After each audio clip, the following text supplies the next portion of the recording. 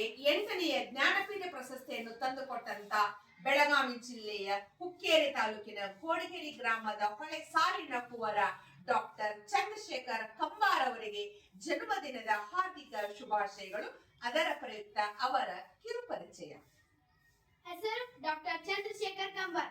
ಜನನ ಜನವರಿ 2, 1937. ಜನ್ಮಸ್ಥಳ ಬೆಳಗಾವಿ ಜಿಲ್ಲೆಯ ಹುಕ್ಕೇರಿ ತಾಲೂಕಿನ ಗೋಡಗೇರಿ ಗ್ರಾಮ. ತಂದೆ ಬಸವಣ್ಣಪ್ಪ, ತಾಯಿ ಚೆನ್ನಮ್ಮ.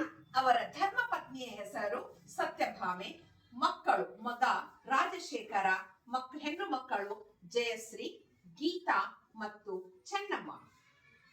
ಇವರು ಬರೆದ ನಾಟಕಗಳು ಬೆಂಬತ್ತಿದ ಕಣ್ಣು, ಋಷ್ಯಶೃಂಗ, ಮತಾಂತರ, ಸಿರಿಸಂಪಿಗೆ, ನೆಲಸಂಪಿಗೆ, ಜೋಕುಮಾರಸ್ವಾಮಿ, ಚಾಲೇಶ, ಕಾಡುಕುದುರೆ, ಶಿವರಾತ್ರಿ, ಸಂಧ್ಯಾಬಾಳ್ಯ, ತಿರುಕಣಕನಸು, ಕಿಟ್ಟಿಯ ಕತೆ, ಮಹಾಮಾಯಿ.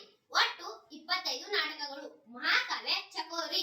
ಡಾಕ್ಟರ್ ಚಂದ್ರಶೇಖರ್ ಕಂಬಾರ್ ಅವರು ಬರೆದ ಕಾವ್ಯಗಳು: ಮುಗುಳು, ಹೇಳತೇನ ಕೇಳ, ತಕರಾರಿನವರು, ಎಲ್ಲಿದೆ ಶಿವಾಪುರ, ಬೆಳ್ಳಿ ಮೀನು, ಸಾವಿರಾರು ನೆರಳು, ಹಂಪಿಯ ಕಲ್ಲುಗಳು.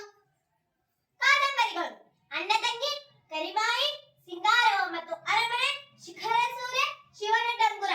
ಒಟ್ಟು 6 ಕಾದಂಬರಿಗಳು. ಸಂಶೋಧನಾ ಗ್ರಂಥಗಳು: ಬಯಲಾಟ, ನಮ್ಮ ಜನಪದ, ಜಾನಪದ ವಿಶ್ವಕೋಶ, ಬೇಡರ ಹುಡುಗ ಮತ್ತು ಗಿಳಿ, ಕಾಸಿಗೊಂದು ಸೇರು.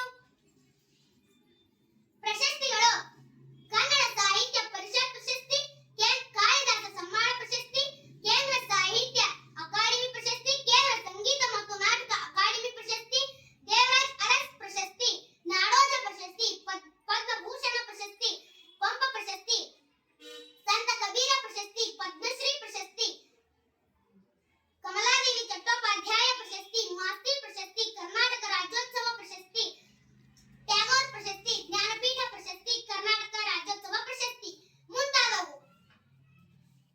ಡಾಕ್ಟರ್ ಚಂದ್ರಶೇಖರ್ ಕಂಬಾರ್ ಅವರ ವೃತ್ತಿ: ಕವಿಗಳು, ನಾಟಕಕಾರರು, ಜಾನಪದ ತಜ್ಞರು, ಕಾದಂಬರಿಕಾರರು, ರಂಗತಜ್ಞರು, ವಿಮರ್ಶಕರು, ಸಂಶೋಧಕರು, ಚಲನಚಿತ್ರದ ನಿರ್ದೇಶಕರು, ಅಧ್ಯಾಪಕರು, ಹಂಪಿ ಕನ್ನಡ ವಿಶ್ವವಿದ್ಯಾಲಯದ ಮೊದಲ